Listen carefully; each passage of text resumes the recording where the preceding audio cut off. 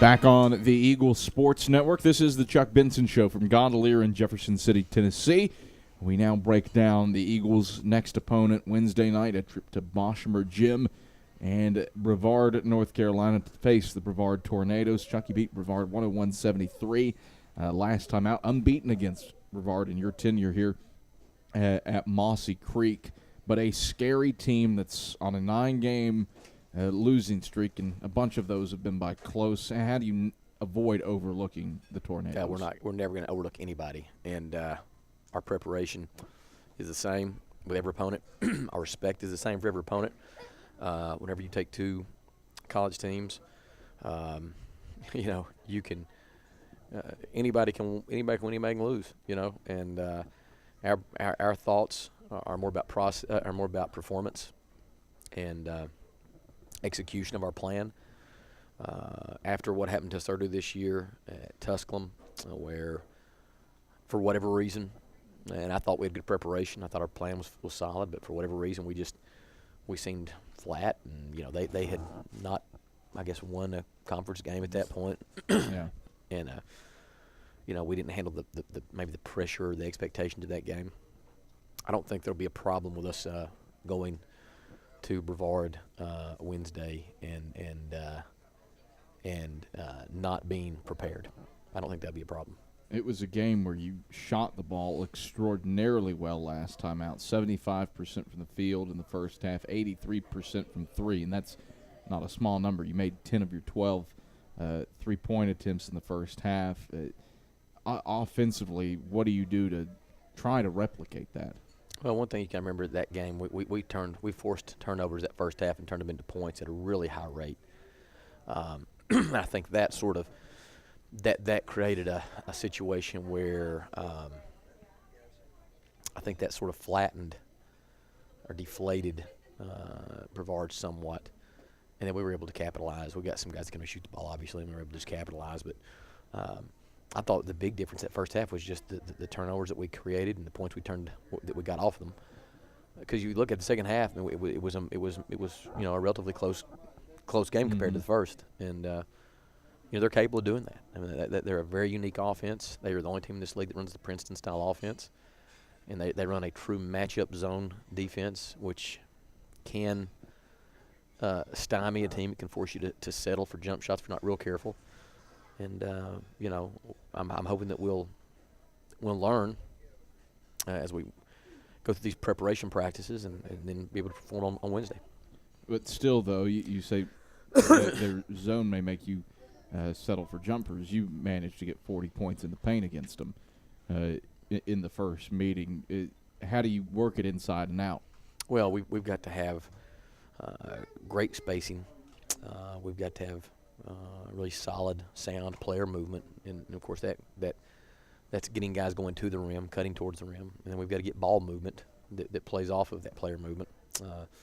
We've still got to be able to put the ball on the deck and drive. So, we have a variety of attacks that we rely on to get the ball towards the rim. And then once we get there, of course, you've got to have guys that make plays. You went with a different starting lineup that last time out against them with Leatherwood likely joining the fray. Is that something you try to do again? Just Brevard has a smaller right. lineup, or do you go with what you've been rolling with here of late with Carson Brooks and Sawyer Williams inside? Coach Williams and I talked about that some, and we're not completely set on that yet. With that first time we played them, we went smaller. And we felt like we'd get our best defensive coverage. But we also improved since then. I think Sawyer's made great strides, and I think Carson is continuing to improve. And so we may go with what we've had. We may just go with what we've had and, see if that'll work. And obviously, it's a 40-minute game, so if we've got to make adjustments, then we're ready to do that as well. Brevard this season has been led by Darius Moose pretty much the whole way, one of the top scorers in the SAC, averaging close to 20 a game. How do you slowed him down fairly effectively in the first meeting, but he still has quite the capability to put the ball in the hole from a variety of odd angles. How do you slow him down? He's a tough matchup. He's sort of an odd size, 6'3", on a good day, maybe 6'4". He plays primarily at the center spot for them, but he can shoot the three. He can drive it some. He can post you up. He's really crafty and tricky once he gets the ball inside. He's an array of moves. Really does a good job with his shot fakes and foot fakes to get angles and get opportunities. So we got to be sound. One, limit his touches if we can. Two, when he touches it, make sure we have multiple people try to stop him. And three, when he does shoot it, or when anybody else shoots it, you got to try to keep him away from the boards because he's averaging 9-10 boards a game. So he's a handful, but I've never thought that any one guy can himself just beat you, And he's quality. He's quality, and he could play a lot of places in this league. But it's not just an issue of trying to stop moves. They got other kids that we've got to focus on as well. That's Dominic Pickett, Miles Leathers, Trevon Shaw. Yeah. All of them average double figures. It really is a pick your poison type of deal. In fact, all of them had double figures against you in the first meeting. Oh, yeah. The offense completely went berserk for your Eagles. Well, we scored the ball well, and we're efficient doing it. Of course, they're going to shoot a high volume of threes. I think they took 31, 2, 3 threes, something like that, low 30s, and made 12 or 13 of them. Yeah. So they'll do the same thing down there, and they'll shoot them better down there, I would think. But we've got to be able to cover the line and try to limit them having a variety of scores. If we can try to limit high percentage twos at the rim, or limit free throws, or limit second, third chances off the offensive boards, and I think it gives us an edge. And then of course we've got to score points, and that's the big thing. You at the end of the day, for years in a day, people think defense wins championships. I don't disagree with that, but you better score too, or you're not going to have a chance to win a championship. So you can't just look at one side of the ball and think that's it. How much does the overtime contest from a year ago at Boshamer weigh on your minds?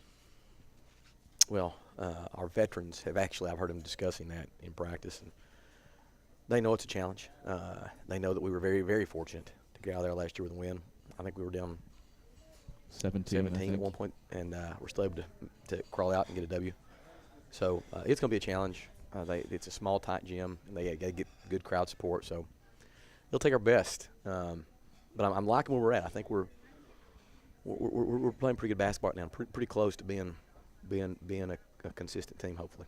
Antoine Davis has been at another level Yes. in his lifetime against Brevard. Yes. 23.4 points a game, shooting 58% from three, 55% from the field in his career, much like Ish Sanders against Mars Hill. Yeah. What is it, or can you pick up on anything that sets him off against BC? No. He's pretty good against everybody for that matter. Yeah. But for whatever reason, he's had big games there, or against Brevard, both places. And, thankfully he's on our team, and hopefully he's got another one in him. Because we need his best, we need Ish's best, we need Jared's best. We need all these guys to make sure they're coming out on Wednesday ready to perform at the highest level we can perform at to give ourselves a chance.